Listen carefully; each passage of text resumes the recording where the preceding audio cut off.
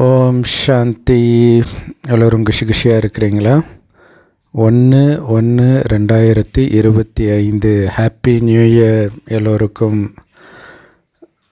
So இந்த வருடத்துடைய முதல் முரளி, சாக்கார முரளி. பாபா சொல்கிறாங்க, இனிமையான குழந்தைகளே, இந்த ஞான மழை பொழிந்து அனைத்தையும் பச்சை பசேல்னு ஆக்குறது நீங்கள் தான் இல்லை. இந்த ஞானத்தின் மூலமாக நம்ம குணம் மாறுது, நம்ம குணம் மாறுறதுனால உலகமே மாறுது. அப்போ இன்றைக்கி காஞ்சி கிடக்கிற உலகமெல்லாம் பச்சம் பசைமையாக சொர்க்கத்தில் மாறப்போகுது. இன்னொன்று, மனிதனுடைய மனம் காஞ்சி போய் கிடக்குது, அதை பசுமையாக்குறோம். அதற்கு இந்த ஞானத்தை நல்ல தாரணை செய்து மற்றவர்களையும் தாரணை செய்ய வைக்கணும் இல்லையா? தாரணை செய்தால்தான் மேகம் மாதிரி கவர்ந்து மழையாக நாம் தான் பொழிகிறோம். அந்த மேகம் நாம தான். இப்போ நாம் தாரணை பண்ணாதான் மழை பொழிய முடியும். ஸோ இப்போ பாருங்களாம், மேகம் ஒரு வருஷத்து மழையை கவர்ந்து பெய்யுது அப்படின்னா இப்போ நேரம் நெருங்கிடுச்சு. நாமளும் 88 வருஷமாக செய்யாத சேவை இப்போ செஞ்சாகணும். ஏன்னா நேரம் கம்மியாக இருக்குது. அந்த மேகத்துக்கிட்ட நம்ம கற்றுக்கணும் இல்லை, அந்த அளவுக்கு கவர்ந்துட்டு நிரப்பிட்டு போய் பொழியணும். ஏன்னா இப்போ எல்லாமே இருக்குது, அப்போ கிடையாது இல்லை. நான் பாபா குழந்தையான ஆன புதுசில் கூட பார்த்திங்கன்னா முரளிலாம் கிடைக்காது டக்குன்னு. ஒரு 11 வருஷத்துக்கு முன்னாடியே கிடைக்காது. ஸோ இப்போ இந்த சமீபமாக பயங்கரமான புரட்சி இருக்குது. எல்லாமே நெட்டில் இருக்குது. எவ்வளோ முடியுமோ அப்படியே உள்ள கிரகிச்சிக்கிட்டே இருங்க. நேரமே பத்தாது உங்களுக்கு, அவ்வளோ இருக்குது. வீணாக்காமல் இதை ஃபுல்லாக கிரகிச்சிக்கோங்க, மற்றவர்களையும் கிரகிக்க வையுங்க. கேள்வி: மழை பெய்யாத மேகத்தை என்னன்னு சொல்லுவாங்க? சோம்பேறி மேகன்றார் இல்லை. அப்படி ஒரு மேகம் இருந்து என்ன பிரயோஜனம் இல்லை? வெண்மேகமா? வெண்மேகத்தில் மழை வராதா? ஏதோ ஆமாம், கருமேகத்தில் தான் மழை இருக்கும். ஸோ எது சுறுசுறுப்பான மேகம்? மழை கொடுக்கக்கூடிய மேகத்தை தான் சுறுசுறுப்பான மேகம்னு சொல்லுவோம். அது வேகமாக ஓடும், கரெக்டாக. வெள்ளை மேகம் ஒரே இடத்துல இருக்கும். அந்த கருமேகம் தான் பார்த்திங்கன்னா அந்த காற்றடிக்கும், அது செம்ம ஸ்பீடாலாம் போகும். ஸோ அப்படி தானே ஒரு ஸ்டேட்டை விட்டு இன்னொரு ஸ்டேட்டுக்கே வருது. ஸோ பாபா குழந்தைங்க இந்த ஞானத்தை தாரணை பண்ணியிருந்தாங்கன்னா அவங்களால இந்த ஞான மழை மற்றவர்கள் மேலே பொழியாமல் இருக்கவே முடியாது. இருக்கிறாங்க, மற்ற விஷயந்தான் பேசுகிறாங்கன்னா இந்த ஞானத்தை அவங்க தாரணை பண்ணலைன்னு அர்த்தம். யார் இந்த ஞானத்தை தாரணை பண்ணலை, மற்றவர்களையும் தாரணை பண்ண வைக்கலையோ, அப்போ அது எப்படின்னா அவங்க வயிறு முதுகோடு ஒட்டிக்கிட்ட மாதிரின்றார் இல்லை. எதுவுமே சாப்பிடலை, ஜீரணம் ஆகலை. ஜீரணானால் தானே உடம்புக்குள்ளே போகிறதுக்கு. அப்போ அவர்கள் தான் உண்மையான ஏழைகள். பிரஜையாக மாறிடுவாங்க சொர்க்கத்தில். இப்போவே அவங்க ஏழைகள் தான். ஏன்னா எதுவுமே தாரணை பண்ணலையே. சந்தோஷம் இருக்காது அவங்கக்கிட்ட. என்ன செல்வம் இருந்தாலும் சந்தோஷம் இருக்காது, உண்மையான சந்தோஷம் இருக்காது. அற்பகால சந்தோஷம் வேணால் சினிமா பார்த்து வெளியில் சுற்றி டிவி பார்த்து அடையலாம். ஆனால் எவ்வளோ நேரம் பண்ண முடியும் இல்லையா? பைத்தியம் பிடிச்ச மாதிரி இருக்கும். இப்போலாம் நிறைய பேருக்கு டிவி மொபைல் நோண்டலைன்னா தூக்கமே வரமாட்டேங்குது, பாட்டு கேட்கலன்னா தூக்கம் வரமாட்டேங்குது. அப்போ நம்ம நிம்மதியாக நம்மளை எப்போ விட்டாலும் தூங்குவோம். ஏன்னா மனம் அமைதியாக இருக்குது, ஞானம் மட்டும் இருக்குது. கேள்வி: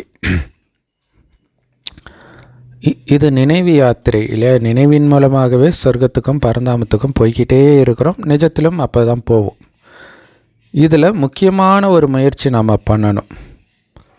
அது என்ன அப்படின்னா, உங்களை ஆத்மான்னு உணர்ந்து அப்பாவையும் புள்ளி ரூபத்தில் நினைக்கணும். ஸோ பாபா எப்படி இருக்கிறாரோ அந்த உண்மையான ரூபத்தில் நினைக்கிறதுக்கு முயற்சி தேவைப்படுது. ஏன்னா கடவுளை எல்லாரும் தான் நினைக்கிறாங்க, எல்லா மதத்துக்காரங்களும். ஆனால் அவர் எப்படி இருக்கிறாரோ அப்படியே அந்த புள்ளியாகவே நினைக்கிறதுக்கு தான் முயற்சி தேவை.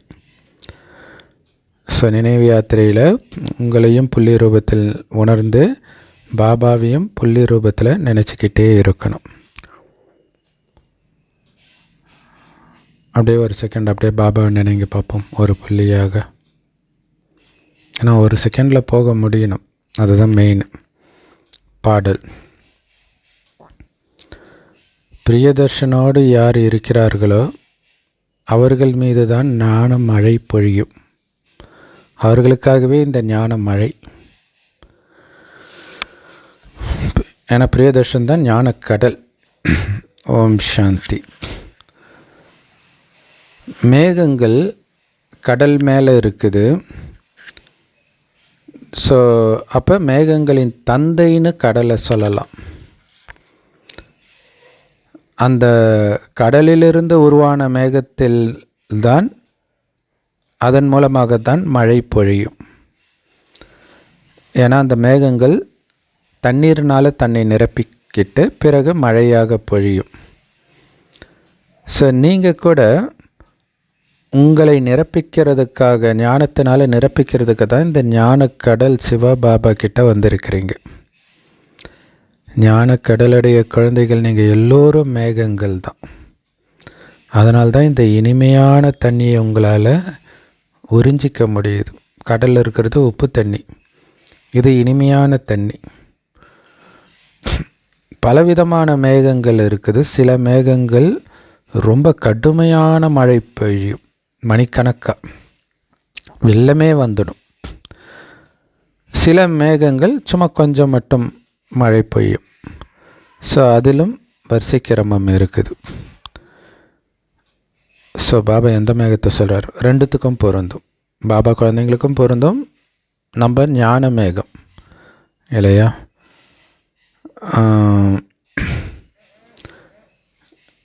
யார் ரொம்ப மழை பொழியிறாங்களோ அவங்க தான் நினைவு செய்யப்படுறாங்க. ஞானத்தை ரொம்ப பொழியிறவங்கள தான் நினைவு செய்யப்படுறாங்க. நல்ல மழை இருந்தது அப்படின்னா மனிதர்கள் ரொம்ப சந்தோஷமாயிடுறாங்க இல்லையா? இங்கே கூட யார் நல்ல ஞான மழை பொழியிறாங்களோ அவங்களுக்கு அவ்வளோ மகிமை. யார் மழையே பொழியிலையோ அவங்க சோம்பேறித்தனமான புத்தி உடையவர்கள். அவங்க வயிற்ற கூட அவங்களால நிரப்பிக்க முடியாத நிலையில் இருக்கிறாங்க. ஏன்னா அவங்களால இந்த ஞானத்தை நல்ல தாரணை பண்ண முடியாத காரணத்தினால அவங்களுடைய வயிறு முதுகோடு ஒட்டிக்கிச்சு. பஞ்சம் வரும் பொழுது மனிதர்களுடைய வயிறு அப்படி தானே இருக்கும். சோமாலியா நாட்டு குழந்தைங்கள்லாம் பார்த்திங்கன்னா தெரியும். அதோ இப்போ கூட ஏதோ ஒரு முஸ்லீம் நாடு சொன்னாங்க, ஆஃப்ரிக்காவில். அங்கே பார்த்திங்கன்னா தாய்மார்களுக்கு குழந்தைக்கு பால் கொடுக்க கூட முடியலையாம், தண்ணி கூட இல்லை. என்ன ஆகும் அவங்க நிலைமை?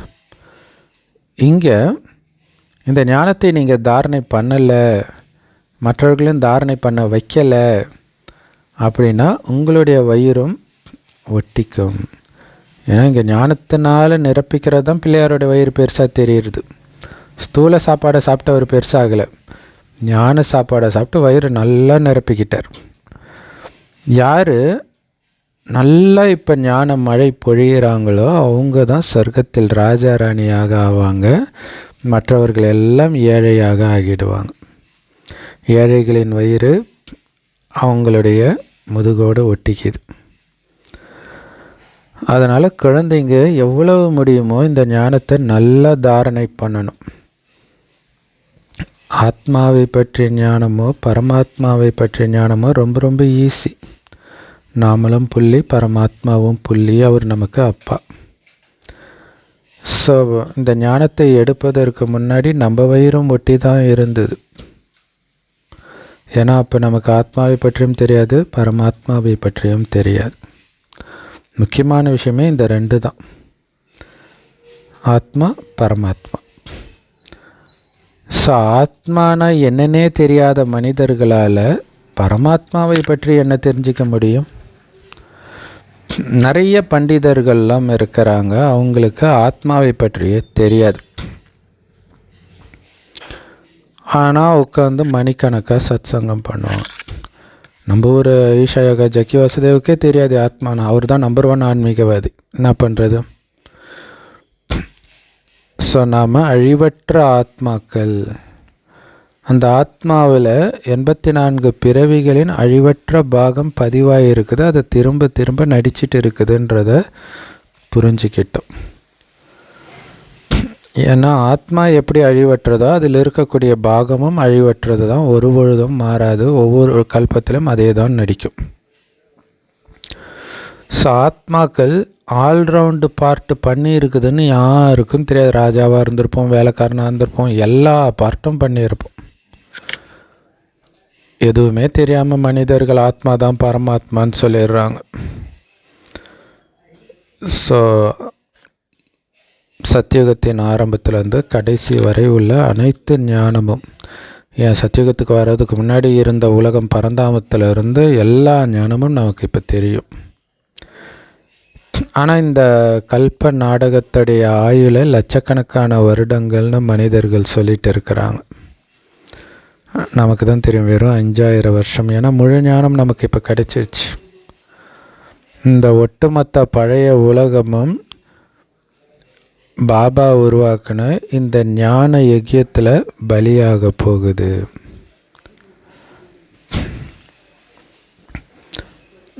அப்போ பலியாகாமல் இருக்க போகிறது ஆத்மா தான்.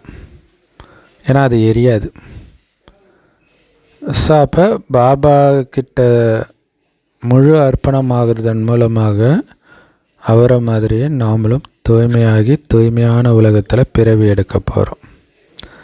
அதனால தான் பாபா சொல்கிறாரு, உங்கள் உடல் உட்பட அனைத்தையும் மறந்துடுங்க. இந்த பழைய உலகத்தை சார்ந்த எல்லாத்தையும் மறந்துடுங்க, வெறும் ஆத்மான்னு உங்களை உணருங்க. பாபாவையும் அவருடைய இனிமையான வீட்டையும், அதாவது அந்த சாந்தி தாமத்தையும் நினைவு பண்ணுங்க. நம்ம வீடு அவருடைய வீடுன்னு கூட, அவருக்கும் வீடு நமக்கும் வீடு. வீட்டில் தானே அப்பா குழந்தைங்க இருப்பாங்க. உங்கள் அப்பாவையும் உங்கள் இனிமையான வீட்டையும் நினைவு பண்ணுங்க. இது துக்கம் நிரம்பிய துக்கதாமம். ஸோ முயற்சிக்கு ஏற்பதான் உங்களால் மற்றவர்களுக்கு புரிய வைக்க முடியும். இப்போ இந்த ஞானத்தினால் உங்களை நீங்கள் நிரப்பிக்கிறீங்க.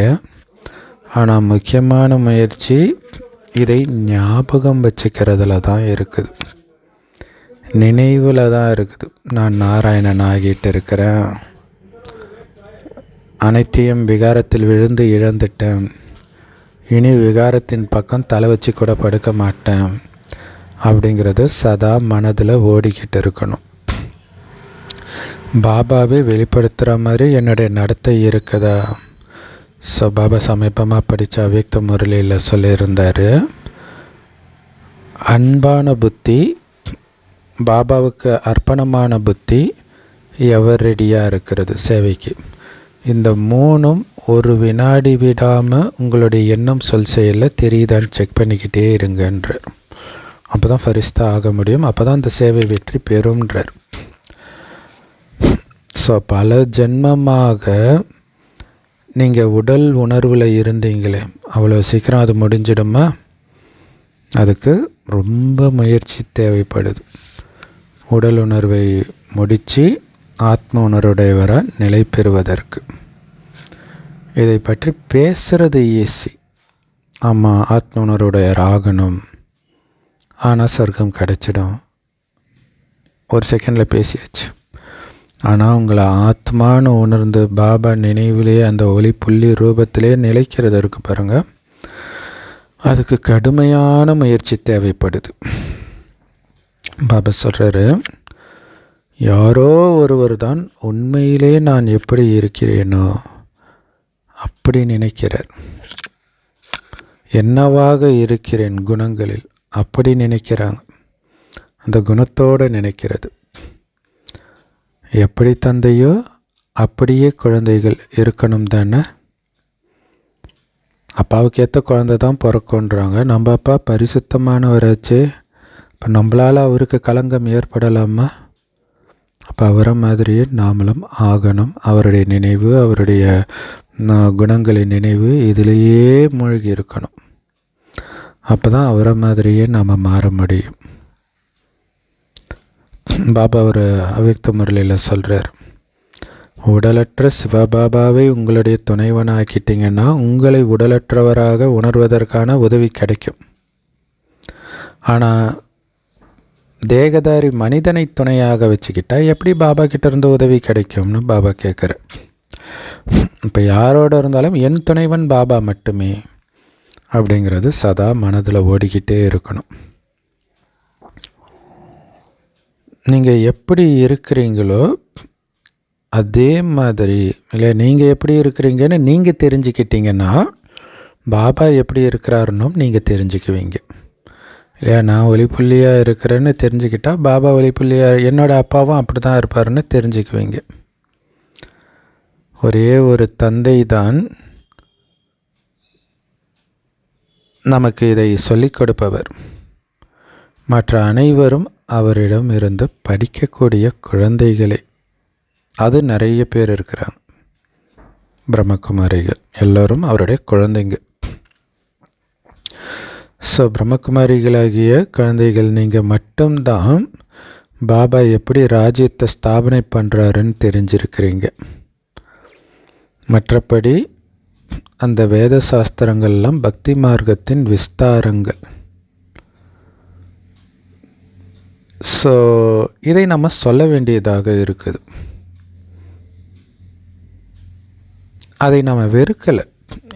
கடவுள் வராரு, அவர்கிட்ட இருந்து தான் ஞானம் கிடைக்கிதுன்னும் பொழுது மற்றதெல்லாம் பக்தியின் விஸ்தாரம்னு சொல்லும் பொழுது தானே உங்களுக்கு புரியும். அது மனித வழி, இது கடவுளுடைய வழி, நீங்கள் பிரித்து சொல்லி தான் ஆகணும். இல்லை, நிறைய பேர் சொல்லுவாங்க, நீ எதுக்கு மற்றதெல்லாம் தப்புன்னு சொல்கிற. இது உண்மைன்னு சொல்லும்பொழுது அதை சொல்ல வேண்டியதாக இருக்குது. மற்றபடி நாம் பண்ணாத பக்தி கிடையாது, பண்ணிட்டு தான் வந்திருக்கிறோம். இப்போ ஞானத்திற்கான நேரம், பகல் வந்துடுச்சு. அதனால்தான் பிரம்மாவின் பகல் பிரம்மாவின் இரவுன்றது வேதங்களில் குறிப்பிடப்பட்டிருக்குது. ஆனால் அதை படிக்கும் மனிதர்களுக்கு எதுவுமே புரிஞ்சுக்கிறது கிடையாது. இரவு பகல் சமமாகத்தான் இருக்கும். 12 மணி நேரம் பகல், 12 மணி நேரம் இரவுன்ட்டு. அதே மாதிரி தான் சொர்க்கம் 2500 வருஷம், நரகம் 2200 வருஷம், 2500 வருஷம் அப்படின்ட்டு ரொம்ப ஈஸியாக அந்த கல்பவிருக்ஷம் சக்கரம், காலச்சக்கரத்தை வைத்தோ ஏணிப்படியை வைத்தோ ரொம்ப ஈஸியாக புரிய வைக்கலாம். கடவுள் சர்வசக்திவான், அவர் நினைத்தால் என்ன வேணாலும் பண்ணலான்னு மனிதர்கள் புரிஞ்சுக்கிறாங்க. ஸோ அதை நிரூபிக்கிறதுக்காக பைபிள்லாம் சில கதைகள் இருக்கும், ரொம்ப கொடூரமாக இருக்கும். ஸோ அவர் அப்படி கிடையாது. நானும் நாடகத்தில் கட்டுப்பட்டிருக்கிறேன்னு பாபாவே இங்கே வந்து சொல்கிறார். ஸோ பாரதத்திற்கு எத்தனை கஷ்டங்கள் வந்தது. அப்போல்லாம் நான் திரும்ப திரும்ப வந்துக்கிட்டா இருந்தேன் இல்லையா. நரகமாச்சு, அப்பையும் பாபா வரலை. பாவம் செஞ்சோம், அதை தடுக்கவும் பாபா வரலை. அதுக்கான தண்டனை வந்தது, அதை தடுக்கவும் வரலை.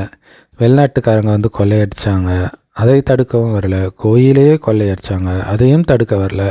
கோயிலை இடித்தாங்க, அதையும் தடுக்க வரல. இதிலிருந்து என்ன தெரியுது, அவரும் நாடகத்தில் கட்டுப்பட்டிருக்கிறார். என்னுடைய பாகத்திற்கும் ஒரு வரையறை இருக்குது, அதை தாண்டி என்னாலையும் வர முடியாது. ஸோ எப்போ துக்கம் நிரம்புதோ, முழு துக்கம் நிரம்பியதாக இந்த உலகம் மாறும் பொழுது நான் வருகிறேன். நாடகத்தில் எனக்காக விதிக்கப்பட்ட நேரத்தில் நான் வருகிறேன். அதில் ஒரு வினாடி கூட முன்ன பின்ன ஆகாது பாபா வர்றதில். இதே மாதிரி தான் ஒவ்வொருத்தருடைய பாகமும் நாடகத்தில் துல்லியமாக பதிவாயிருக்குது. நமக்கு பிடிக்காத வார்த்தையே ஒருத்தர் சொன்னாங்க அப்படின்னா அது அவங்க வாய் வழியாக அந்த நேரம் வரணுன்றது நாடகத்தில் பதிவாகி இருக்கு. இதனால் அவங்க மேலே கோபப்படுறது அறியாமை. அதுதான் பாபா சார், நாடகத்தில் உங்கள் பாகம் அப்படி இருக்குது, பாவம் நீங்கள் என்ன பண்ணுவீங்க. அதே மாதிரி நீங்கள் எப்போ உணர ஆரம்பிக்கிறீங்களோ அப்போ தான் நீங்கள் ஞானி குழந்தை. அப்போ பாபா ஞானம் இதில் மட்டும் மூழ்கி இருக்கணும். அப்படியே வீட்டில் வந்த கணவன் கூட ஜாலியாக பேசணும், மனைவி கூட பேசணும். அப்போ திடீர்னு இந்த மாதிரி வார்த்தை வரும்போது டென்ஷன் ஆகிடுவீங்க. ஏன்னா பாபா விட்டு நீங்கள் எட்ட வந்துட்டீங்க, ரொம்ப தூரம் வந்துட்டீங்க. அதனால் இந்த ஞானம் வராது. ஸோ நீங்கள் கம்முன்னு இருக்கும்போதே இது நாடகம். ஓ, இந்த நேரத்தில் இந்த பறவை கத்துது, இந்த வண்டி போகுது, இந்த ஃபேன் சுற்றுது. ஸோ இதெல்லாம் நீங்கள் நினச்சிக்கிட்டே இருக்கணும். மற்றவர்கள் பேசும்பொழுதும் அதேமாதிரி நாடகத்தில் அவங்க பார்ட்டில் இப்போ இதை பேசிகிட்ருக்குறாங்களா, நீ இது அதை தான் பாபா நேற்று அவ்யக்த முரளியில் லௌகீக செயல்களை எல்லாம் அலௌகீகமாக மாற்றுங்கன்னு சொல்லியிருப்பார். இப்போ ஆஃபீஸில் சேரில் உட்காரும் பொழுது நான் ராஜ சிம்மாசனத்தில் உட்கார்றேன், நல்ல பாபா இதய சிம்மாசனத்தில் உட்காரன்னு நினைங்க. ஸோ பேனாவுக்கு ஹிந்தியில் கலம், அப்போ கலம் பிடிக்கும்போது கமலை நினைங்கள். கமல்னா தாமரை, அப்போ விலகி இருக்கிறான்னு நினைங்க. ஃபைலை பார்க்கும்போது என்னுடைய ஃபைலில் பாபா என்ன கையெழுத்து போடுவார்? பாஸா, just Fazl, pass with ஆனரா, ஃபெயிலா? So இந்த நினைவெல்லாம் இருக்கும்போது உங்களுடைய நடத்தையே வித்தியாசமாக இருக்கும், தெய்வீகமாக இருக்கும். மற்றவர்கள் உணர்வதற்கு முன்பு நீங்கள் உணர்வீங்க. உங்களை நினச்சி உங்களுக்கே ரொம்ப ஆனந்தமாக இருக்கும்.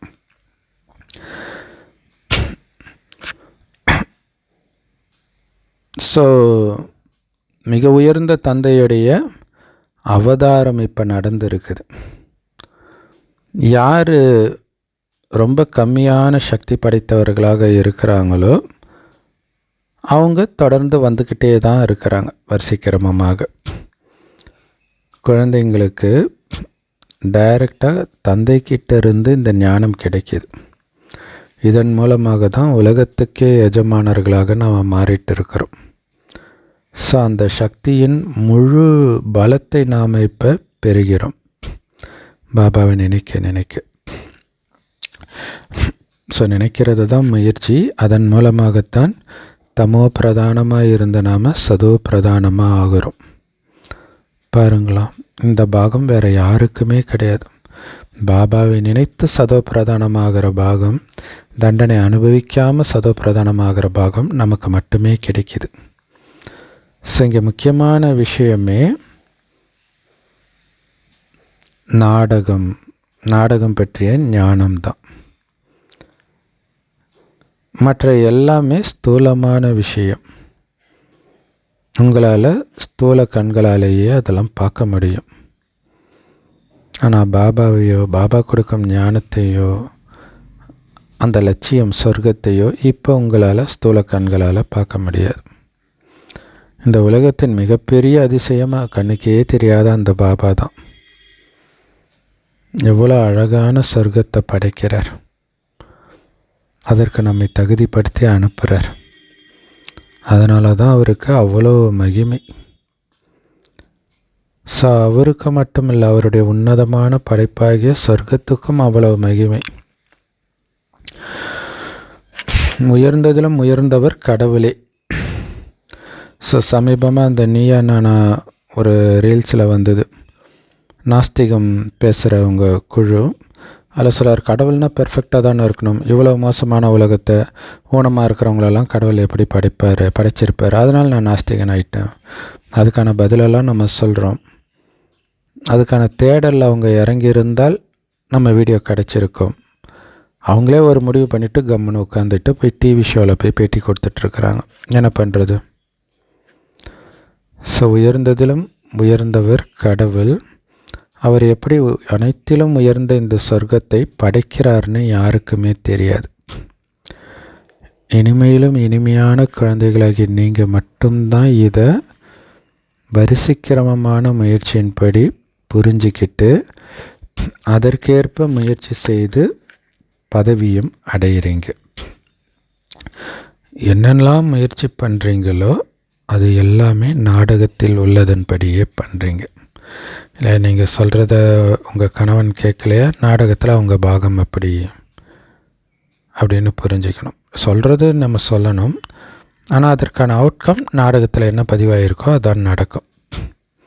இதை நீ உன்னோடவே வச்சுக்கோ அப்படின்னு நிறைய பெண்கள் சொல்லுவாங்க. கணவன் அப்படி சொன்னார். இதே மாதிரி நிறைய பெண்களும் சொல்லுவாங்க. இப்படி கணவன் பாபா குழந்தையாக இருந்து சொல்லும் பொழுது என்ன பண்ணுறது, காப்பாற்றலாம், புதகுழியில் விழுந்துட்டுருக்குறாங்க, கழுத்து வரைக்கும் சிக்கிட்டாங்க, கையை கொடுக்க மாட்டுறாங்க, அதுவே சுகமாக இருக்குதுன்றாங்க. என்ன பண்ணுறது? நாடகத்தில் அப்படி பதிவாகி இருக்குது. அதுக்காக முயற்சியே பண்ணாமல் இருக்கணுமா? முயற்சி பண்ணாமல் எதுவுமே கிடைக்காது.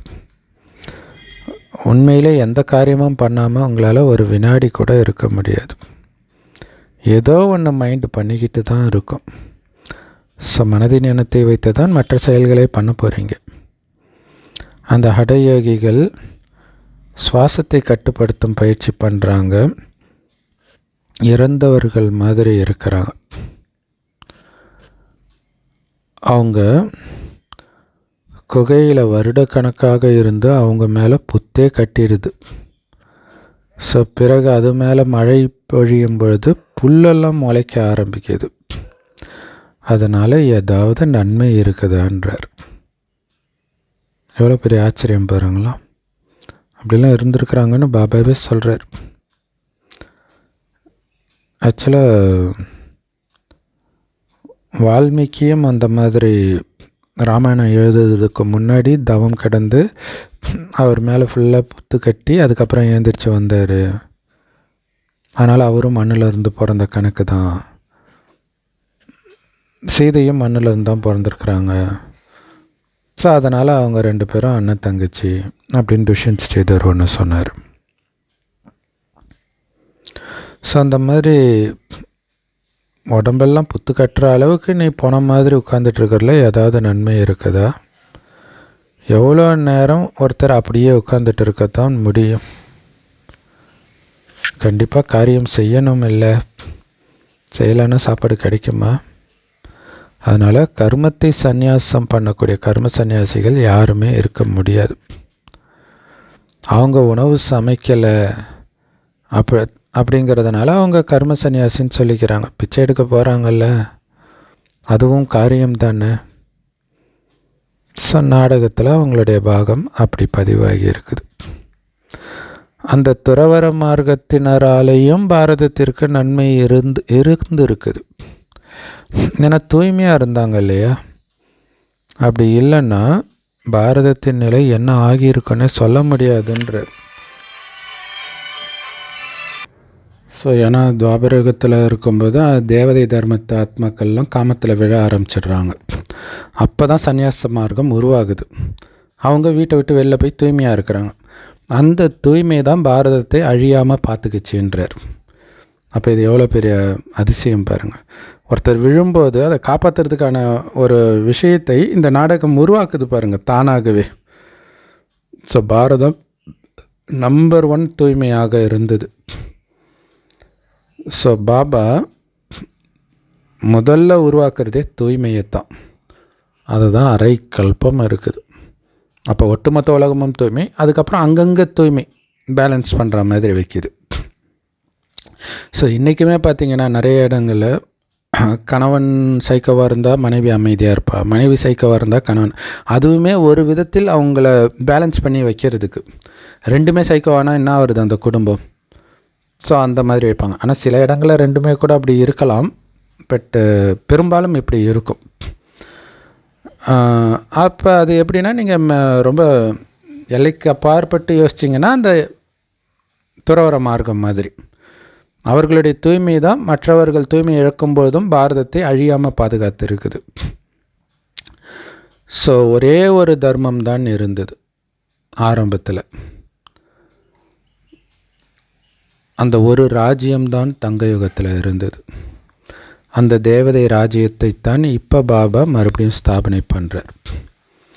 ஸோ நல்ல நல்ல ஸ்லோகனை உருவாக்குங்க, அதை கேட்ட உடனே அவங்க ஏந்திரிச்சிக்கணுன்றார். அந்த மாதிரி இல்லையா, ஒரே லைனில் அது சொன்ன உடனே டக்குன்னு அவங்களுக்கு டச் ஆகணும். அந்த மாதிரி பண்ணுங்க. அரசியல்வாதிகள் என்னென்ன பண்ணுறாங்க பாருங்கள். விஜய் அவர் ஆட்சியை பிடிக்கிறதுக்காக என்ன யுக்தியை ஃபாலோ பண்ணுறார்? நம்ம அந்த மாதிரி பண்ணியிருக்கிறோமா? எத்தனை பாபா குழந்தைங்க ஃபுல்லாக சேவைக்காக தானே இருக்கிறாங்க.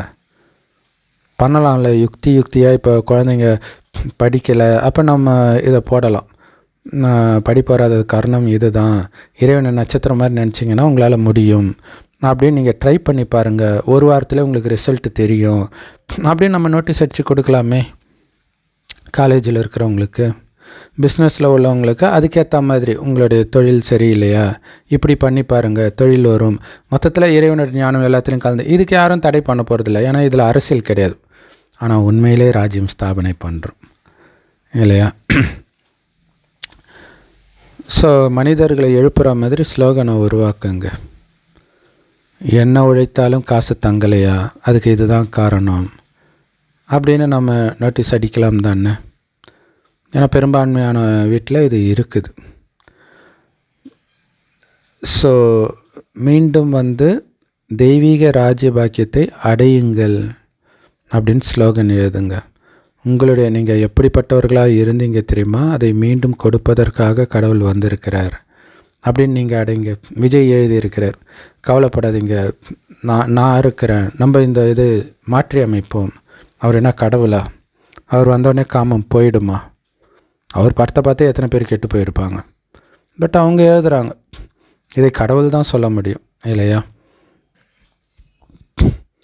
ஸோ இதை நாம் இப்போ நல்லா புரிஞ்சுக்கிட்டோம். ஸ்ரீகிருஷ்ணரை ஏன் ஷாம் சுந்தர் அப்படின்னு சொல்கிறாங்க அப்படின்னும் நமக்கு தான் தெரியும். ஷாம்னா அழுக்கு அல்லது அசிங்கமானவர், கருப்பானவர். சுந்தர்னா அழகானவர். எப்படி ரெண்டும் ஒன்றா இருக்க முடியும்? இன்றைக்கி அப்படி தானே எல்லாம் சொல்லிகிட்ருக்காங்க ஆன்மீகம். அவர் எதுவும் இல்லை, அவர் எல்லாமாவும் இருக்கிறார். அதுதான் ஷாம் சுந்தர் கூட அப்படி தான் இருக்குது. இன்றைக்கி நிறைய பேருக்கு அந்த மாதிரி பேரும் வைக்கிறாங்க, ஷாம் சுந்தர் அப்படின்னு. ஸோ நிறைய பேருக்கு இன்றைக்கி ஷாம் சுந்தர்னு பேர் வைக்கிறாங்க. ஏன்னா ஸ்ரீகிருஷ்ணரோட போட்டி போடுறாங்கன்றார் இல்லையா? ஸ்ரீகிருஷ்ணர் எப்படி அழுக்காகிறாரோ அதே மாதிரி இவங்களும் அழுக்காகிறாங்க. ஸோ எப்படி அழுக்கான மனிதர்கள் அல்லது ராஜாக்கள் அந்த தூய்மையான ராஜாக்களின் சிலைகளுக்கு முன்னாடி போய் தலை வணங்குறாங்கன்னு உங்களுக்கு தெரியும். அவங்க தான் கோயிலே கட்டுவாங்க இல்லையா? ஆனால் அவங்களுக்கு தெரியாது, எதுவுமே தெரியாது. இவங்க ராஜாவாக இருந்தாங்க, தூய்மையாக இருந்தாங்க, நம்ம அழுக்காக இருக்கிறதுனால தான் இவங்களுக்கு தலை வணங்குறோன்னு தெரியாது. யார் பூஜிக்க தகுந்தவராக இருந்தார்களோ அவங்க தான் பூஜாரியாகவும் ஆகிறாங்க அப்படிங்கிறத தெரிஞ்சுக்கணும்.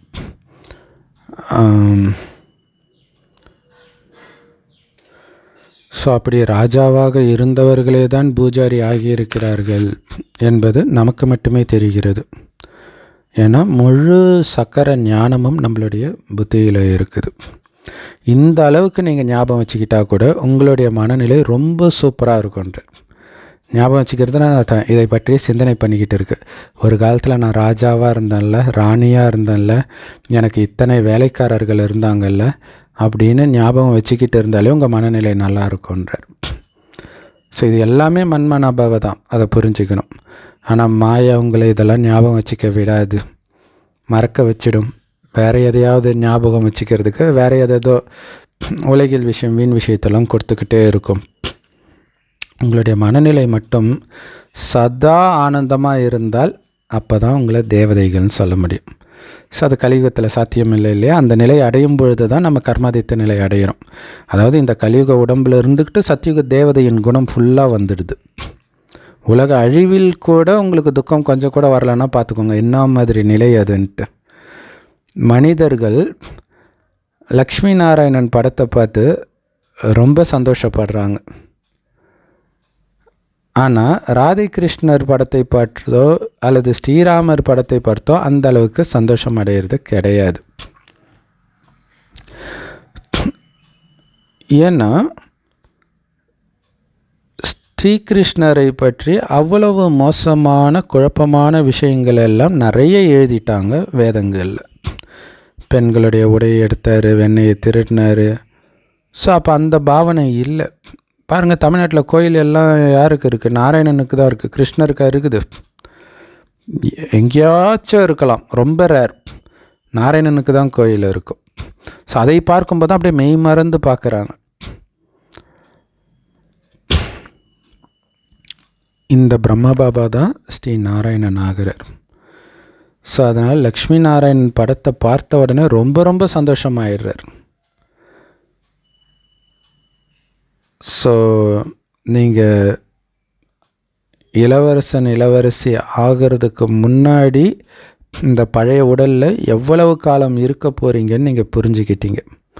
கொஞ்ச நேரம்தான் இல்லையா? சுகத்தின் உச்சத்துக்கு போக போகிறோம். போகிற வழியில் கொஞ்சம் அப்படி இப்படி இருக்கும். கண் அசந்துடாதீங்க இல்லையா? அஞ்ஞான உறக்கத்தில் தூங்கிடாதீங்க, அதாவது விகாரத்தில் விழுந்துடாதீங்க. ஏன்னா நம்முடைய லட்சியமே என்னது? அந்த புது உடலுக்கு போகிறது. புது உடல் எவ்வளோ ஆனந்தம் இருக்கணும், ரெடியாக இருக்குது. ஆனந்தமாக இருக்கணும். ஏன்னா இது உங்களுக்கு மட்டுமே தெரிஞ்ச ரகசியம். அதனால் உங்களுக்குள்ள சந்தோஷம் கொப்பளிச்சிட்டு இருக்கணுன்றார் இல்லை? அந்த இங்கிலீஷில் பப்ளிங் அப்படின்ற வேர்டு யூஸ் பண்ணுவாங்க. சந்தோஷம் ஹாப்பினஸ் பபிள்ஸ் இன்சைட் மீ அப்படின்னு சொல்லுவாங்க. ஸோ அந்த மாதிரி சந்தோஷம் அப்படியே துள்ளி குதிக்கணுன்ற. அது எப்போ சாத்தியம் தெரியுமா?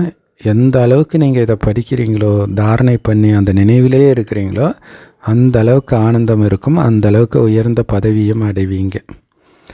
எதுவுமே படிக்கலைன்னா நீங்கள் என்ன பதவி அடைய முடியும்? ஸோ நமக்கு எல்லாமே படிப்பு தான். பாருங்கள்,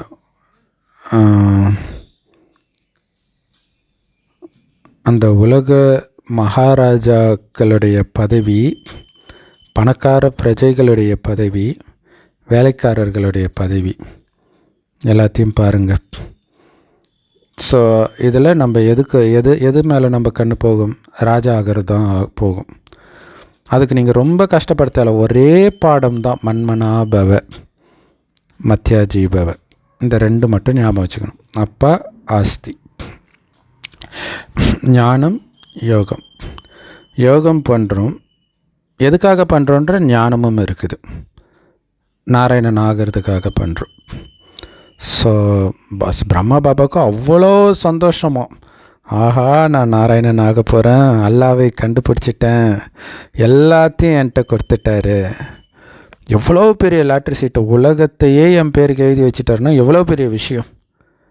வேறு என்ன வேணும் எனக்கு? ஏன் குழந்தைகளாகிய உங்களுக்குள்ளேயும் இந்த சந்தோஷம் இருக்கக்கூடாதுன்றார்.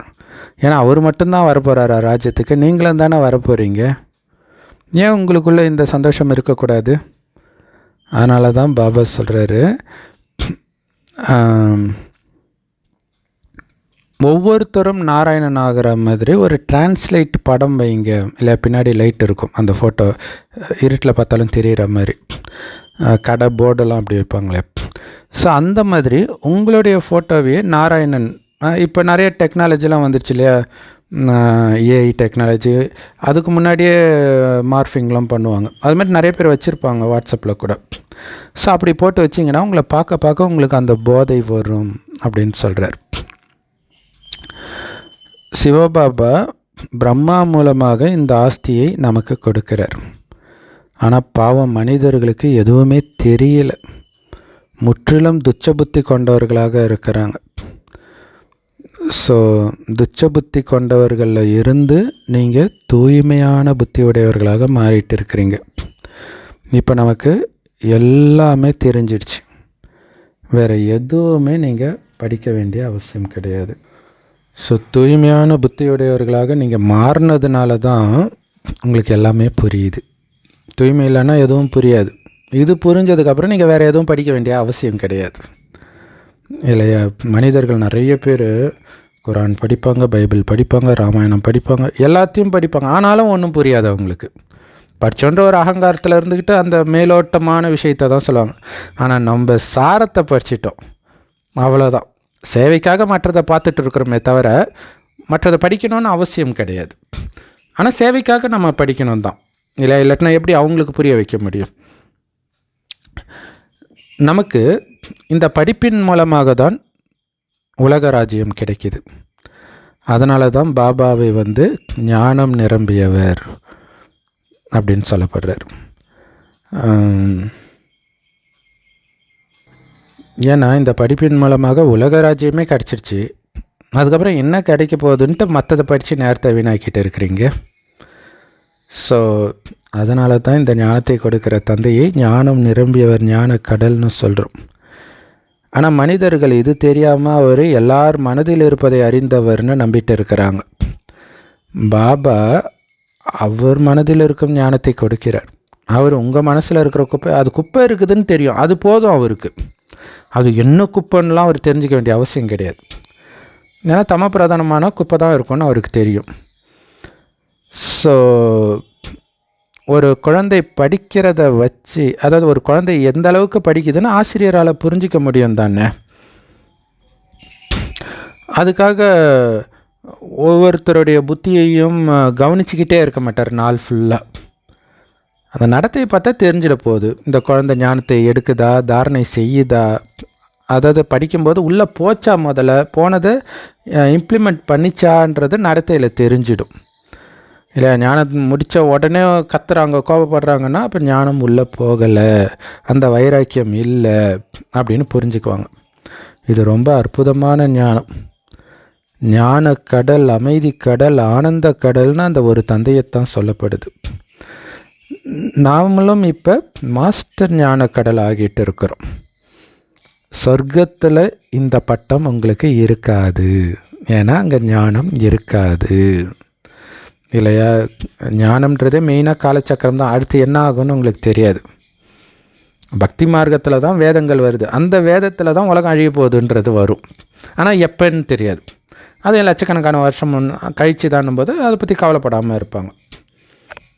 நீங்கள் ஆக்சுவலாக எனக்கே ஞாபகம் இருக்குது, சின்ன வயசுலலாம் இந்த மாதிரி இத்தனை வருடம் கழித்து ஒரு நாள் மேலேருந்து ஒரு கல் பூமியை அழிச்சிடும், சரி பரவாயில்ல நம்மளாம் இருக்க போகிறதில்லன்னு நினைப்போம். இப்போ தான் தெரியுது எப்போயுமே நம்ம இருப்போமே அப்படின்ட்டு. நான் அதே மாதிரி சின்ன வயசில் இந்த ஸ்கூல்லலாம் அப்படியே சோழர்கள் காலத்தில் யானையை வச்சு போரடித்தாங்க, அப்படி இப்படின்னு சூப்பராக இருந்திருக்கோம்ல அப்படின்னு தோணும். இப்போ தான் தெரியுது அப்பயும் நாம் இருந்திருப்போன்ட்டு. சரி, இப்போ நீங்கள் சம்பூர்ண நிர்விகாரியாக, அனைத்து தெய்வீக குணங்கள் நிரம்பியவர்களாக, 16 கலைகள் நிரம்பியவர்களாக மாறிட்டு இருக்கிறோம். இதுதான் மனிதனுடைய உச்சபட்ச நிலை. ஏன் பிறந்தோம்னா இதுதான் லட்சியம். ஆத்மாவை ஃபுல்லாக நிரப்பிக்கிறது தான் லட்சியம். ஏன் பிறந்தோன்றது இந்த கேள்வி கேட்குறதே ஒரு விரக்தியில் வர்றது தான். அந்த விரக்தி எப்போ வருது? கடைசியில் வருது.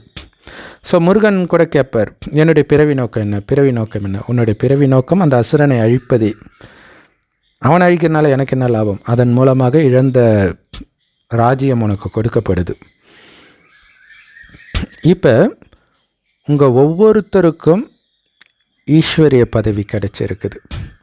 இதை புரிஞ்சிக்கிட்டு மற்றவர்களுக்கும் புரிய வைக்கணும் இல்லையா. கடவுளுடைய குழந்தைக்கு முன்னாடி சொர்க்கத்தின் ராஜ பதவி கூட ஒன்றும் கிடையாது. ஸோ கடவுள் மடியில் உட்காந்துட்டு இருக்கிறன்றது சாதாரண பதவி கிடையாது. ஸோ அதனால் இதுவும் உங்களுக்கு ஆனந்தத்தை கொடுக்கணும். எதிர்கால அந்த லக்ஷ்மி நாராயணனுடைய படத்தை பார்க்கும்போது அளவற்ற ஆனந்தம் வரணுன்ற. இப்போ நாம் அவர்களைப் போலவே உலகத்தின் எஜமானர்கள் ஆகிட்டு இருக்கோம். ஏன் தெரியுமா தினம் தினம் சொல்கிறாரு? அந்த போதை வரல. ஏன்னா நாராயணன் ஆகிட்டு இருக்கிறன்றது சாதாரண போதை கிடையாது இல்லை. இங்கே நடக்கிற ஒரு சம்பவமும் என்னை அங்கே நாராயணன் ஆக்கிட்டு இருக்குது. அப்போ இது என்ன மாதிரி சம்பவம்? என்ன செய்து அந்த நாராயணன் பதவி அடைந்தன்றது தான் ராமாயணம், மகாபாரதம் எல்லாமே. அந்த மாதிரி உங்களுடைய ஒவ்வொரு நடத்தையும் இருக்குதான்னு நீங்கள் செக் பண்ணணும். இந்த ஞானத்தின் மூலமாக தான் உங்களுக்கு அனைத்து தெய்வீக குணங்களும் கிடைக்கிது. உங்களுடைய லட்சியத்தை பார்த்த உடனே புத்துணர்வு வந்துடுது, ஆனந்தம் வந்துடுது. ஆஹா, நான் தான் அந்த நாராயணனா, அடுத்த ஜென்மமே ஆகிறோமா? இது love you Baba, thank you Baba. என்னென்னா ஆக்சுவலாக நீங்கள் என்னவா அடுத்த ஜென்மத்தில் பிறக்க போகிறீங்க அப்படிங்கிறது உங்களுக்கு காட்சி கிடைக்கும் உடல் விடுவதற்கு முன்புன்னுவார். உடனே குஷியாக உடலை விடுவாங்க. குழந்தையாக தானே பிறக்க போகிறாங்க, குழந்தை தானே தெரிய போகுது, அதுக்கே ஆனந்தம். ஆனால் லக்ஷ்மி நாராயணன் ஆக போகிறீங்கன்றது தினம் தினம் உங்களுக்கு ஃபோட்டோவே பிடிச்சி கொடுத்துட்டார். ஏன் உங்களுக்கு அந்த ஆனந்தம் வர மாட்டேங்குது? ஏன்னா நிச்சய புத்தி இல்லை. நம்மலாம் ஆகிடுவோமா அப்படின்னு நினைக்கிறீங்க. கண்டிப்பாக நான் ஆவேன்ட்டு பிரம்மா நம்பினார், அம்மா நம்பினாங்க, அந்த போதை இருந்துச்சு. அவர் ஒன்றும் பிரம்மா மட்டும்தான் ஆவாங்கன்னு சொல்லலையே. 8 நாராயணன் 8 லக்ஷ்மின்னாரு. இது இல்லாமல் ராஜ குடும்பத்தில் இருக்கிற அத்தனை பேருக்குமே ஈக்குவலான பவர் போதை இருக்குன்றாரு. அப்போ அத்தனை பேர் இருக்கிறாங்கன்னா உங்களுக்கு எவ்வளோ போதை வரணும்? அதனால் பாபா சொல்கிறாரு, ஒவ்வொருத்தரும் கண்டிப்பாக இந்த லக்ஷ்மி நாராயணன் படத்தை வச்சுருக்கணும். பெரும்பாலும் எல்லா பாபா குழந்தைங்களுடைய ஃபோனுடைய அந்த முதல் டிஸ்பிளேலே லக்ஷ்மி நாராயணன் படம் தான் இருக்கும் இல்லையா. இந்த படம் உங்களுக்கு அப்படி ஆகணுன்ற அன்பை அதிகரிச்சுக்கிட்டே இருக்கும். அந்த அந்த அந்த பதவியின் மீது உள்ள அன்பை. நாம் இப்போ கடைசி ஜென்மத்தில் இருக்கிறோம் இந்த மரண உலகத்தில். இதை விட்ட உடனே அமரலோகத்தில் அவங்கள மாதிரி ஆயிடுவோம் அப்படின்னு இப்போ நம்ம மனசில் வர ஆரம்பிச்சிருச்சு. அது வரும்போது அந்த போதை எப்படி கலியுகத்தில் ஒரு கெட்ட எண்ணம் உள்ளே வந்துருச்சோடனே ஒரு மிருக குணம் வருதே. கைகைக்கு எங்கே ராமர் பட்டாபிஷேகம் அடைந்தால் ராமருடைய அம்மா கோசலைக்கு தான் ராஜமாதா பதவி கிடைக்கும், நான் அடிமை ஆகிடுவேன்ட்டு அந்த வேலைக்காரி சொன்னதை நம்பின உடனே விஷம் வந்துடுது. அந்த மாதிரி இந்த நாராயணன் படத்தை பார்த்து பார்த்து இந்த பூமியில் இதுதான் என்னுடைய கடைசி ஜென்மன்றதை நினைக்க நினைக்க உங்களுக்கு அந்த சந்தோஷம் வரும் அப்படின்னு பாபா சொல்கிறார். ஸோ அதை நினச்சிக்கிட்டே இருக்கணும். ஸோ இந்த விஷயம் லக்ஷ்மி நாராயணனுக்கு மட்டும் கிடையாது, நமக்கும் சேர்த்து தான். மரணலோகத்தில் கடைசி ஜென்மம், சொர்க்கத்திற்கு போக போகிறோம், உயர்ந்த பதவி அடைய போகிறோம். மற்றபடி ஆத்மா வேற, பரமாத்மா வேற. ஏன்னா ஆத்மா பரமாத்மா ஒன்றுன்னு தப்பான ஞானத்தை நிறைய பேர் சொல்ல ஆரம்பிச்சிட்டாங்க. ஸோ இந்த முழு ஞானமும் உங்களுடைய புத்தியில் இருக்கணும். இதை நீங்கள் மற்றவர்களுக்கு புரிய வைக்கும்போது அவங்கக்கிட்ட சொல்லுங்கள், நாங்கள் யார்கிட்டையும் எதையுமே கேட்கறது கிடையாது, நிறைய பிரஜாபிதா பிரம்மாவுடைய குழந்தைகள் நாங்கள் இருக்கிறோம். ஸோ எங்களுடைய மனம் உடல் பொருளை வைத்துத்தான் நாங்கள் சேவை செய்கிறோம். பிராமணர்களாகிய நாங்கள்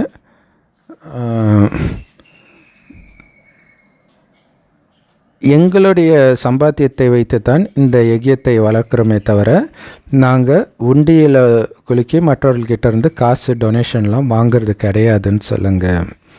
ஏன்னா சூத்திரர்களுடைய பணத்தை நாங்கள் பயன்படுத்த மாட்டோம். செம்ம சூப்பர் இல்லையா? Love you Baba.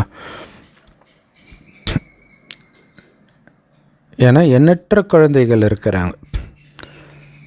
ஸோ ஒரு தடவை ஒரு பில்டிங் கட்டணும், காசு இல்லை, என்ன பண்ணுறது அப்படின்னு பிரகாஷ் மணிதாதி கிட்ட கேட்கும் பொழுது எல்லா சென்டரில் இருக்கிற குழந்தையும் ஒரு ரூபா மட்டும் கொடுக்கட்டோன்னாங்களாம். ஏன்னா லட்சக்கணக்கான குழந்தைங்க இருக்கிறாங்க இல்லையா, ஆளுக்கு ₹1 கொடுத்தாலே என்னாச்சு? ஸோ அப்போ ரொம்ப ஈஸி. ஸோ எண்ணற்ற குழந்தைகள் இருக்கிறாங்க. நம்ம எந்த அளவிற்கு மனம் உடல் பொருளால் சேவைக்கு நம்மை நாமே அர்ப்பணிக்கிறோமோ அந்த அளவிற்குத்தான் உயர்ந்த பதவி அடைவோம்னு நமக்கு தெரியும். ஸோ அதனால் இங்கே எதையுமே கொடுக்கறது கிடையாது, அடைவது தான். பாபா இந்த விதையை இங்கே விதைக்கிறதுனால தான் இங்கே நாராயணன் ஆகிறார் இல்லையா? அனைத்தையும் அர்ப்பணித்தார். ஏன்னா இங்கே இந்த பணத்தினால எந்த நன்மையும் கிடையாது, அழிய தான் போகுது இல்லையா? அப்பயே அவர் 33 கோடிக்கு அதிபதி பிரம்மா பாபா. இப்போ 33 கோடி ரூபாவை அந்த காலத்தில் என்னத்தை செலவு பண்ணுறது? அதனால் அது வேஸ்ட்டாக தானே போகுது. ஸோ அதை அப்படியே யஜ்யத்தில் பயன்படுத்தினார். நான் ஏன் இந்த தெய்வீக காரியத்துக்கு பயன்படுத்தக்கூடாது அப்படின்னு அவருக்கு தோணுச்சு. சரி, அப்படி அர்ப்பணிச்சிட்டா ஏதாவது ஆகிடுமா? இவங்களுக்கு சாப்பாடு இல்லாத நிலைமை வருமா? பாபா கேட்குறாரு. அது மாதிரி சரண்டரான யாராவது பட்டினியில் சேர்த்து நீங்கள் பார்த்துருக்குறீங்களான்னு கேட்குறாரு. இது எப்படி சூப்பர் இல்லையா? ஸோ பாபா கண்டிப்பாக சாப்பாடு போடுவார். கொடுத்தது நீங்கள் அடைய வேற போகிறீங்க, அதுவும் இருக்குது. ரொம்பவே நல்லா பார்த்துக்கிறாங்க. அந்த மாதிரி அர்ப்பணமானவர்கள் நல்லாவே பார்த்துக்கப்படுறாங்க. பாபாவையும் பிரம்ம பாபாவையும் நல்லா தான் பார்த்துக்கிட்டாங்க. யார் பார்த்துக்கிட்டது? சிவபாபா. சிவபாபாவுடைய ரதம் அல்லவா இவர்? ஒட்டுமொத்த உலகத்தையும் சொர்க்கமாக்குறவருக்கு ரதமாகி இருக்கிறார். உடலையும் கொடுத்துருக்கிறார் சிவபாபாவுக்கு, சேவைக்கும் கொடுக்கிறார். ஸோ இவர் உடலில் வந்தவரோ ஒரு அழகான பிரயாணி, தூரத்து பிரயாணி சிவபாபா. பரமாத்மா இங்கே வந்ததே ஒவ்வொருத்தரையும் தன்னை மாதிரியே அழகாக மாற்றுறதுக்காகத்தான். அதனால தான் அவரை தோட்டக்காரன்னு சொல்கிறோம். உங்களை அசிங்கத்திலிருந்து அழகானவர்களாக மாற்றுறார். அவர் ரொம்ப அழகான மணமகன். அவர் ஒவ்வொருத்தரையும் அழகானவர்களாக மாற்றுறார். அப்படிப்பட்டவர்கிட்ட நீங்கள் அப்படியே உங்களை அர்ப்பணிக்க வேண்டாமா? இல்லை, அவ்வளோ அழகான மணமகன். நாம் இருக்கிறதுலையே ரொம்ப கேவலமாக சூர்பனகையாக இருக்கிறோம். ஆனால் நம்மை அழகாக்குறார், நம்மை அலங்கரிக்கிறார். நீங்கள் கம்முன்னு உட்காந்துட்டு இருந்தால் போதும் இல்லையா? நான் அலங்காரம் பண்ணுறேன், அவர் சொல்கிறதையெல்லாம் நீங்கள் கண்ணை மூடிட்டு செய்தால் போதும். அதுதான் அவர்கிட்ட அப்படியே உங்களை அர்ப்பணிக்கிறது. அப்படி என்ன கஷ்டப்பட்டு செய்ய சொல்கிறார்? ஒன்றும் கிடையாது. என்னை நினைவு பண்ணிக்கிட்டே இருங்க. நான் எப்படி இருக்கிறேன், என்ன குணத்தோடு இருக்கிறேனோ அப்படி நினைவு பண்ணுங்கள். என் அப்பா அவ்வளோ அன்பானவர்னா நானும் அப்படித்தான் இருக்கணும். என்னால் எங்கள் அப்பா பேர் கெட்டு போகக்கூடாது. எங்கள் அப்பா தூய்மையானவர்னா நானும் அதே மாதிரி தூய்மையாக இருக்கணும். அப்படி நினைவு பண்ணிக்கிட்டே இருங்க. அது உங்களுடைய குணமாக மாறும். ஒன்றும் இல்லை, யோசிச்சு பாருங்களாம். நீங்கள் உங்களுக்குள்ளே உள்ள ஒரு கெட்ட குணம் ஆரம்பத்தில் கிடையாது, நடுவில் வந்து சேர்ந்துக்குச்சு. அது எப்படி வந்துச்சுன்னு யோசிச்சு பாருங்களா. ஏதோ ஒரு இடத்துல ஸ்பார்க் வந்திருக்கும். எல்லோரும் தானே இப்படி இருக்காங்க, நம்ம இப்படி பண்ணலாம், இப்படி இருக்கிறது தான் புத்திசாலித்தனம். அந்த எண்ணம் தான் உங்கள் வாழ்க்கையை கெடுத்துது. அதே மாதிரி இப்போ நான் அவருடைய குழந்தை, பரிசுத்தமானவருடைய குழந்தை அப்படின்ற இந்த எண்ணம் உங்களை பரிசுத்தமாக்கும். அதுதான் நினைவு தாரணை அப்படின்னு பாபா சொல்கிறார். ஸோ நீங்கள் பாபாவை நினச்சிக்கிட்டே இருக்கணும். எப்படி ஆத்மாவை பார்க்க முடியாதோ ஆனால் புரிஞ்சிக்க முடியுமோ, அதே மாதிரி நம்மளால் பரமாத்மாவையும் புரிஞ்சிக்க முடியும், பார்க்க முடியாது. ஏன்னா ஆத்மாவும் பரமாத்மாவும் தோற்றத்தில் ஒரே மாதிரி சின்ன புள்ளியாகத்தான் இருக்கிறாங்க.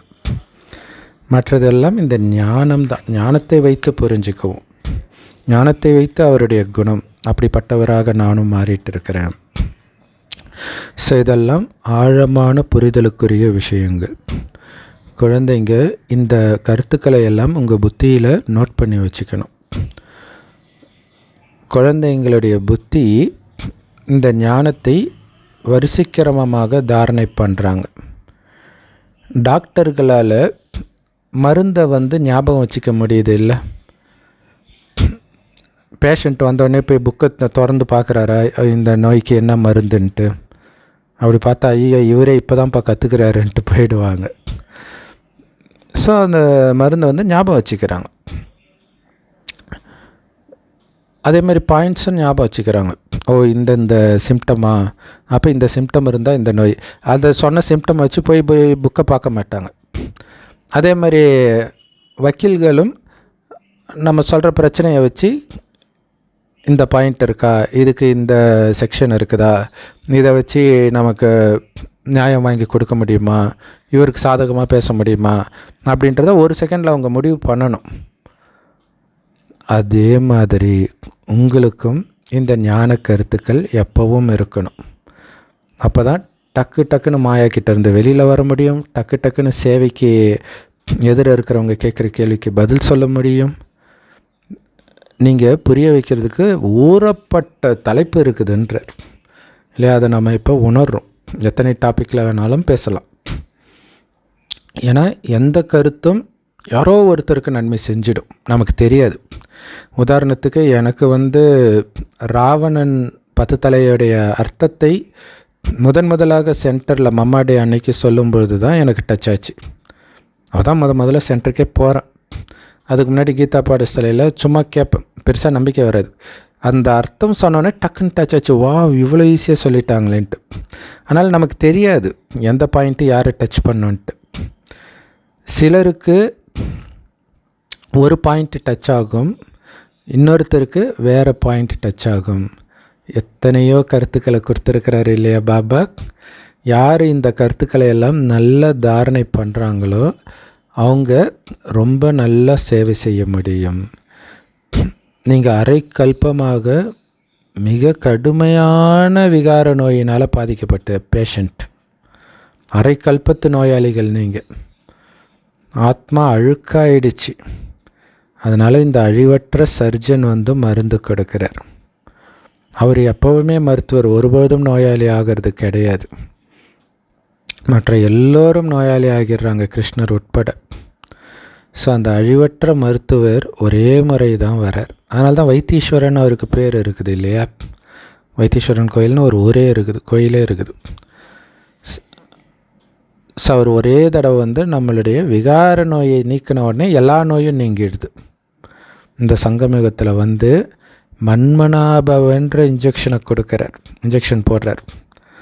மன்மனாபவன்னு அர்த்தம் ஒரு பாபாவுடைய நினைவிலேயே மூழ்கி இருக்கிறது.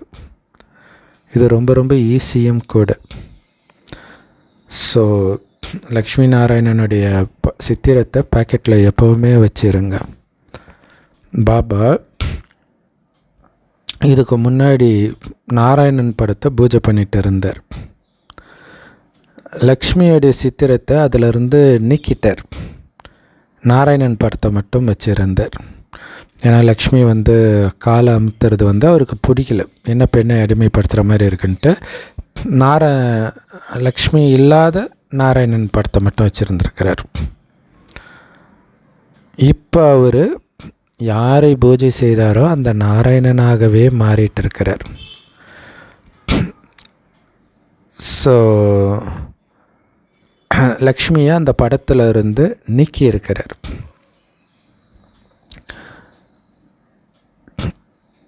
கண்டிப்பாக அவர் லக்ஷ்மி ஆக போகிறது கிடையாது. அதனால் அவர் லக்ஷ்மி நாராயணன் காலை அமுத்துறத அவர் பார்க்கக்கூட விரும்பலை. ஸோ ஏன் பாபா லக்ஷ்மி நாராயணன் காலை அமுக்கிறது பிடிக்கல அப்படின்னா, இந்த படத்தை பார்த்துட்டு ஆண்கள் தங்களுடைய மனைவியை எனக்கும் நீ காலை அமுக்குன்னு சொல்ல ஆரம்பிச்சிட்டாங்களாம். கரெக்டு தானே? அதில் இருக்கிறத அப்படியே கேட்பாங்க இல்லையா? லக்ஷ்மி உண்மையிலே சொர்க்கத்தில் நாராயணன் காலை அமுக்க மாட்டாங்க. ஏன் அமுக்க மாட்டாங்க? அவங்களுக்கு வலிச்சாதானே அமுக்கிறதுக்கு, அங்கே தான் எந்த நோயுமே இருக்காது. ஸோ இந்த பழக்கம் அங்கே கிடையாது. ராவண ராஜ்யத்து பழக்கம் இது, மனைவி கணவனுடைய காலை அமுக்கிறது. ஸோ கலியுகத்துடைய இறுதி வரும்போது மனைவி காலை கணவன் அமுக்கிட்டு இருக்கிறான் இல்லையா? மொத்தத்தில் இந்த ரெண்டுமே சொர்க்கத்தில் நடக்காது. இந்த படத்தில் ஒட்டுமொத்த ஞானமும் வந்துடுச்சு. மேலே திருமூர்த்தி இருக்கிறாங்க. இந்த ஞானத்தை முழு நாளும் நினைக்கும்போது அவ்வளவு அற்புதமும் சந்தோஷமும் இருக்கும் அப்படின்னு பாபா சொல்கிறார். இல்லை, அந்த சந்தோஷம் இல்லாமல் நீங்கள் புரிய வைக்கிறீங்கன்னா அந்த ஞானத்துடைய ஆழத்தை நீங்கள் புரிஞ்சிக்கலைன்னு அர்த்தம். அது உங்களுடைய கதை, உங்களுடைய கதையை நீங்களே சொல்கிறீங்க. அது எவ்வளோ பெரிய ஆனந்தம் இல்லையா?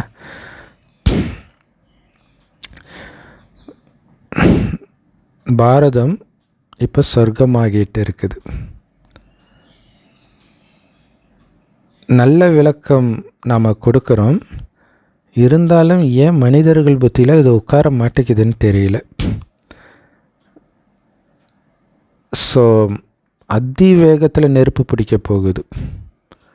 ஏன்னா வைக்கோல் போர் நெருப்பு பிடிக்கணும் இல்லையா? இப்போ சமீபமாக ஃப்ளைட் ஆக்சிடெண்ட் பார்க்கும்போது அதான் தோணுது. அப்படி ஒரு செகண்ட் என்னடா ஃப்ளைட் இடிச்சா இப்படியா எரியும் அப்படின்னு நமக்கே ஆச்சரியமாக இருக்குது. சினிமாவில் கூட அப்படி பார்த்த மாதிரி தெரியல. ஒரு செகண்டில் கப்புன்னு பிடிக்குது. ஒருவேளை உலக அழிவின் ஒரு எச்சரிக்கையாக கூட அதை பார்க்கலாம் நம்ம. ராவண ராஜ்யம் கண்டிப்பாக அழிந்தே ஆகணும். ஸோ ராவண ராஜ்யம் கண்டிப்பாக அழியும், அழிக்கப்படும். அதுக்கு தூய்மையான பிராமணர்கள் இந்த எகிப்திற்கு தேவை. ஏன்னா இந்த யாகம் தீவிரமாக ஆக ஆகத்தான் அங்கே ராவண ராஜ்யம் எரியுது. ஸோ இதுதான் மிக உயர்ந்த யாகம். ஒட்டுமொத்த உலகத்திற்கும் இதன் மூலமாக தான் தூய்மை கிடைக்குது. இந்த தூய்மையின் மூலமாக தான் அனைத்தும் கிடைக்குது. செல்வம், ஆரோக்கியம், அமைதி, ஆனந்தம் எல்லாமே. மற்றபடி அந்த உலகில் கலியுக பிராமணர்கள் தங்களை பிரம்மாவின் குழந்தைகள்னு சொல்லிக்கிட்டாலும் அவங்க காமத்தின் மூலமாக தானே பிறக்கிறாங்க. பிரம்மாவின் குழந்தைகளோ தூய்மையானவர்கள், வாய் வழியாக பிறந்தவர்கள். அதனால் இதை அவர்களுக்கு புரிய வையுங்க. ஸோ நிறைய ரகசியங்களை சொன்ன அன்பான பாப்தாதாவுக்கு அன்பு நினைவுகள் மற்றும் காலை வணக்கம். உங்களுடைய புத்தியை பாபா நினைவுனால தூய்மையாக்கி இந்த அற்புதமான ஞானத்தை நல்ல தாரணை பண்ணி நீங்களும் பாபாவை மாதிரியே மாஸ்டர் ஞானக்கடலாகுங்க. இந்த ஞானத்தின் மூலமாக தெய்வீக குணங்களை தாரணை பண்ணுங்கள். இல்லை, இந்த ஞானம்தான் உங்களுடைய குணத்தை மாற்றுகிறது. எப்படி பிரம்ம பாபா தன்னுடைய உடல், மனம், செல்வம் அனைத்தையும் இந்த சேவைக்காக பயன்படுத்தினாரோ அதே மாதிரி நீங்களும் அனைத்தையும் சேவைக்காக பயன்படுத்துங்கள். நிரந்தரமாக ஆனந்தமாகவும் புத்துணர்வாகவும் இருக்கணும் அப்படின்னா உங்களுடைய லட்சியத்தின் படத்தை உங்கள் கூடவே எப்பவும் பாக்கெட்டில் வச்சுக்கோங்க. ஆக்சுவலாக இதெல்லாம் நான் ஒரு நடிகருக்காக பண்ணியிருக்கிறேன். சின்ன வயசில் ஸ்கூல் போகும்போது ஒரு நடிகருடைய ஃபோட்டோ எந்த நேரமும் பாக்கெட்டில் அதுக்காகவே அதுக்குன்னு ஒரு பர்ஸ் இருக்கும், ஃபோட்டோ வைக்கிற மாதிரி அழகாக திறந்து பார்த்தா ஃபோட்டோவாக இருக்கும். ஸோ அப்படிலாம் பைத்தியக்காரனாக இருந்திருக்கிறேன். ஸோ அந்த பைத்தியக்காரத்தனத்தை இப்போ இதில் பண்ணிங்கன்னா நமக்கு லாபம். செம்ம பவர்ஃபுல்லான வரதானம். பாபா சொல்கிறாங்க, உங்களுடைய நிரந்தரமான ஒரே சீரான நிலையின் மூலமாக ஒரு பிரம்மா பாபாவை மட்டும் ஃபாலோ செய்து சந்தோஷமான இதயம் கொண்டவர் ஆகுங்கள். அதுக்கு விளக்கம், குழந்தைங்களுக்கு பிரம்மா பாபாவுடைய வாழ்க்கை ஒரு துல்லியமான கம்ப்யூட்டர் மாதிரி. ஏன்னா இன்றைக்கி உலகத்தில் மனிதர்களுக்கு எந்த கேள்விக்கு பதில் தெரியலனாலும் உடனே கம்ப்யூட்டரில் கூகுள் சர்ச் பண்ணாங்க. இப்போ சாட் ஜிபிடி ஆயிடுச்சு, உடனே ஆன்சர் கிடச்சிடுது. அதே மாதிரி உங்கள் வாழ்க்கையில் ஒரு பிரச்சனை வரும்போது, ஒரு குழப்பம் வருது, என்ன முடிவெடுக்கிறதுன்னு தெரியலன்னா என்ன பண்ணுறது அப்படின்னு கேள்வி கேட்குறதுக்கு பதிலாக பிரம்மா பாபா வாழ்க்கைன்ற கம்ப்யூட்டரை பாருங்கள். அப்போ ஏன் என்னன்ற கேள்விக்கு பதிலாக இப்படின்னு பதில் கிடைச்சிடும், எப்படின்றதுக்கு பதில் இப்படின்னு பதில் கிடைச்சிடும். ஸோ இதில் நிறைய பேருக்கு டவுட் வரும், பிரம்மா பாபாவுடைய வாழ்க்கையை நான் என்ன போய் பார்த்தேன்னா அப்படின்னு தோணும். பிரம்மா பாபா வாழ்க்கையில் எதுவுமே ஒளிவு மறைவு கிடையாது, அத்தனையும் பாபா முரளியில் சொல்லியிருப்பார். குறிப்பாக அவ்யக்த முரளி. ஸோ அதனால தான் அவ்யக்த முரளி டெய்லியும் 1வது படிக்கணும் அப்படின்ற நியமம் இப்போ சமீப காலமாக எல்லாருமே ஃபாலோ பண்ண ஆரம்பிச்சிட்டாங்க. எல்லா மொழியிலையும் அதை நம்ம பார்க்குறோம். அதுவே ஒரு அடையாளம் தான் கடைசி நேரம் நெருங்கிடுச்சுன்றதுக்கு. தானாகவே அந்த உழைக்கிற வைராக்கியம் வர ஆரம்பிச்சிடும், முயற்சி பண்ணுற வைராக்கியம். ஸோ அதனால் இது எப்படின்ற கேள்வியில் நிரம்பியவர் ஆகிறதுக்கு பதிலாக அப்படியே லேசாக ஆனந்தமாக இருப்பீங்க. ஏன்னா எல்லாத்துக்கும் உங்களுக்கு பதில் தெரியும். பிரம்மா பாபா லைஃப்பை பார்த்தீங்கன்னா டக்குன்னு தெரிஞ்சிட போகுது, முரளியை பார்த்தீங்கன்னா தெரிஞ்சிட போகுது. ஸோ சந்தோஷமான இதயம் கொண்டவர் அப்படின்னா என்ன அர்த்தம்? பாபாவை ஃபாலோ பண்ணி நிரந்தரமாக ஒரே சீரான மனநிலையில் இருப்பவர் அப்படின்னு அர்த்தம் இல்லையா? முரளியில் தான் எல்லாத்துக்கும் பதில் கிடைக்குது இல்லையா? ஸோ அது பிரம்மா பாபா ஃபாலோ பண்ணதை தான் முரளியாக, குறிப்பாக அவ்யக்த முரளி வர்றது அவருடைய அனுபவங்கள் தான் ஸ்லோகன். அதனால தான் அவர் எல்லாமே சொல்கிறார்ல, அந்த முரளி படிச்சுட்டு முடிக்கும் போதே உங்கள் மனதுக்கான பதில் கிடச்சிடும். நீங்கள் என்ன தப்பு பண்ணீங்கன்றது கண்டிப்பாக கிடச்சிடும். முரளி ரெகுலராக படிக்கணும், அதுதான் முக்கியம். ஸ்லோகன். ஸோ நேரில் பார்த்தவங்களுக்கு இன்னுமே வசதி இல்லையா? பாபா எப்படிலாம் நடந்துப்பார் அதுவும் தெரியும். ஸ்லோகன் பாபா சொல்கிறாரு, ஆத்ம உணர்வின் சக்தியின் மூலமாக நிரந்தரமாக ஆரோக்கியமானவர்களாக அனுபவம் செய்யுங்கள் இல்லையா? உடலில் நோய் வந்தாலும் பிரச்சனை இல்லை, மனம் ஆனந்தமாக இருக்கணும், அதுதான் முக்கியம். மனம் ஆனந்தமாக இருந்தால் உடல் நோய் பெரிய விஷயமே கிடையாது. ஆனால் மனதில் பிரச்சனை வந்தால் உடல் ஆரோக்கியமாக இருந்தாலும் பிரயோஜனம் இல்லைன்னு. ஸோ அப்போ மனம் ஆனந்தமாக இருக்கணும்னா ஒரே வழி ஆத்ம உணர்விலேயே நிலைச்சி இருக்கிறது தான். ஸோ அப்படி இருந்து நிரந்தரமாக ஆரோக்கியத்தை அனுபவம் பண்ணுங்கள், ஆனந்தத்தை அனுபவம் பண்ணுங்கள் அப்படின்னு பாபா சொல்கிறாரு. ஸோ வழக்கமாக ஒவ்வொரு வருஷத்துலையும் இந்த ஜனவரி மாதம், ஏன்னா பாபா சரீரம் விட்ட மாதம் இல்லையா, ஜனவரி 18 சரீரம் விட்டார். ஸோ அதனால் இந்த மாதம் ஃபுல்லாகவே ஸ்பெஷல் யோகத்தில் கவனம் செலுத்துவோம். எல்லா நாளும் பண்ணணும், குறைஞ்சபட்சம் இதுலையாவது பண்ணுங்கள். ஏன்னா இந்த ஆண்டின் தொடக்கத்தில் என்ன பண்ணுறாங்களோ அது ஃபுல்லாக பழக்கம் ஆகிடும்னு சொல்லுவாங்களே, அதுவே நம்ம மூலமாக தான் வருது. ஸோ இந்த ஒரு மாதம் ஃபுல்லாக இந்த பயிற்சி தினம் தினம் முரளியோடு நமக்கு வரும், இன்றைக்கி இந்த பயிற்சி பண்ணுங்க அப்படின்ட்டு. ஸோ அதை ஃபாலோ பண்ணுங்கள். ஸோ அப்படி இன்றைக்கி வந்திருக்கிற பயிற்சி என்ன அப்படின்னா, சக்திசாலியான மனம் மூலமாக அனைவருக்கும் சக்தி கொடுக்கக்கூடிய சேவை செய்யுங்க. குழந்தைகளாகிய நீங்கள் அமைதி தூதுவர்கள். ஸோ எப்போவுமே நான் அமைதி தூதுவர்னு உங்களை புரிஞ்சுக்கோங்க. நடந்தாலும் சுற்றினாலும் இந்த இடம் ஒரு இடத்துக்கு புதுசாக போகிறீங்கன்னா, ஏன் நம்ம இந்த பக்கம் வரோம், இந்த இடத்துக்கு அமைதி தேவைப்படுது போல இருக்குது. ஏன்னா போனவுடனே பஸ்ஸு திடீர்னு இந்த இடத்துல பிரேக் டவுன் ஆயிடுச்சு, அப்போல்லாம் தோணும் டக்குன்னு, இந்த இடத்துல யாரோ அசாந்தியாக இருக்கிறாங்க, நம்ம அமைதி கொடுக்கணும் போல இருக்குது, அதனால தான் இது நடக்குது. ஸோ எப்போவுமே இதை புரிஞ்சுக்கணும். ஸோ நீங்கள் எங்கே இருந்தாலும் நான் அமைதியை பரவ செஞ்சுக்கிட்டே இருக்கணும்.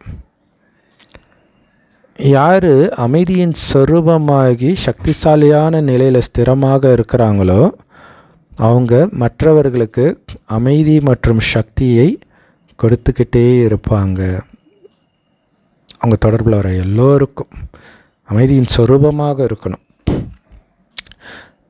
பிராமணர் சாமியார் சாமிக்கிட்ட இருந்து அந்த தீவார்த்தனை காட்டுவார். எல்லோருக்கும் அந்த விபூதி குங்குமம் கொடுப்பார் பிரசாதம்ன்ட்டு. ஸோ அந்த மாதிரி பாபாக்கிட்டே இருக்கிறது நாம் தானே சக்திசாலியா. அப்போ நாம் கொடுக்குறோம் அவங்களுக்கு என்ன, அவங்களுக்கு நம்மள தெரியாது. ஆனால் நம்ம தொடர்பில் வர ஒவ்வொருத்தருக்கும் அந்த சக்தியை கொடுக்கறது தான் உங்களுடைய வேலை. அந்த பூசாரி நீங்கள் தான். கடவுளுக்கும் பக்தர்களுக்கும் இடையில் இருக்கிற அந்த பூசாரி நீங்கள் தான். சக்தி கொடுக்குறீங்க, வாலண்டரியாக கொடுக்குறீங்க. ஓம் சாந்தி. செம்ம பவர்ஃபுல் முரளி, செம்ம பவர்ஃபுல் பயிற்சி. Love you BapDada. Thank you BapDada. குஷியாக இருங்க. குளிச்சு